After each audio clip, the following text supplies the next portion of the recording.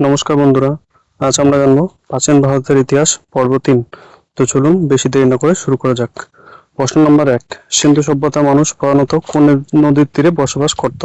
উত্তর হবে সিন্ধু নদ ও তার উপনদীর তীরে। প্রশ্ন নম্বর 2, সিন্ধু সভ্যতার লিপি কেমন ছিল? উত্তর হবে চিত্রলিপি। প্রশ্ন নম্বর 3, বৈদিক সভ্যতার প্রধান ধর্মগ্রন্থ কোনটি? ঋগ্বেদ। প্রশ্ন নম্বর 4, বৈদিক যুগে সমাজের প্রধান ভিত্তি কী ছিল?